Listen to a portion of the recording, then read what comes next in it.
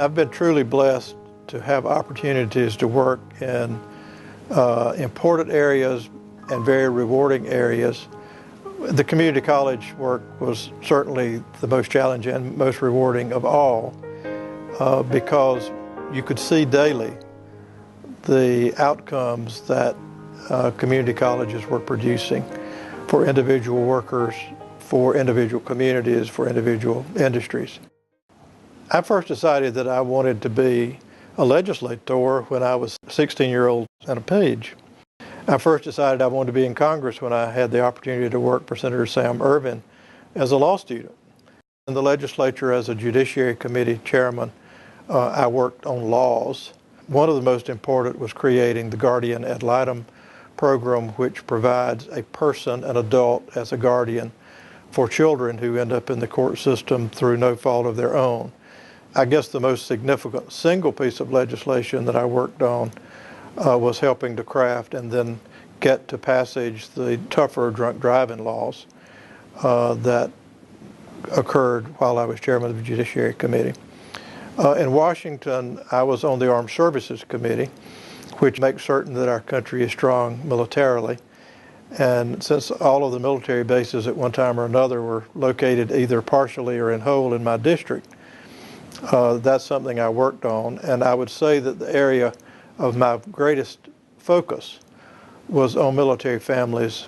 A former community college president said, "Mr. Lancaster, you've never worked a day in community colleges. What makes you think that you can be president of a system that you've never worked in?" And I said, "Well, right now I'm head of the largest engineering firm in the world." I, at that time, was head of the U.S. Army Corps of Engineers as Assistant Secretary of the Army.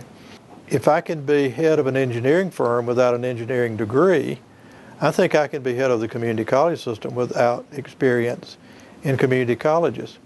What you need in these kinds of roles is a person who can have vision, motivation, advocacy. Must have been the right answer because they hired me. Community colleges do a wonderful job in giving young and older workers the skills they need to succeed in a global economy and in a knowledge-based economy, something that is very important if we in North Carolina are to continue to prosper. We went from 7th to 3rd in biotechnology in a very short time. And many of those companies that came to North Carolina and are still coming will state that the reason they came was because North Carolina had created a workforce to meet their needs. But then I traveled a lot as president of the community college system in recruitment of industry all over the world: South America, Japan, China, Taiwan, Thailand, Korea, and all over Europe. And Northern Ireland decided that they wanted to completely restructure their education. Their study showed them that North Carolina was the model they wanted to follow, more economic and workforce development focused.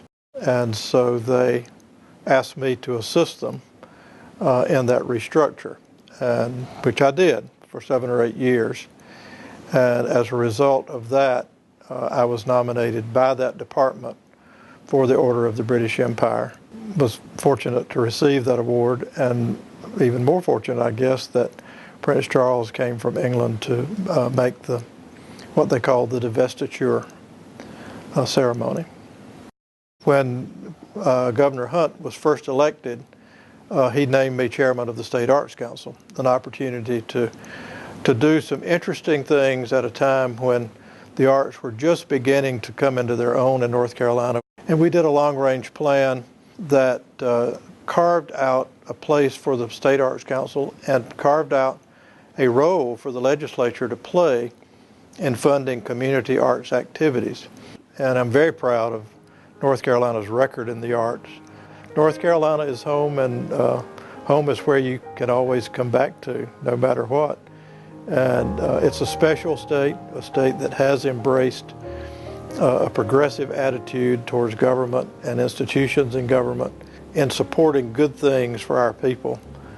We have had a reputation for looking at issues and solving them. And North Carolina is a can-do state, and that always appeals to me.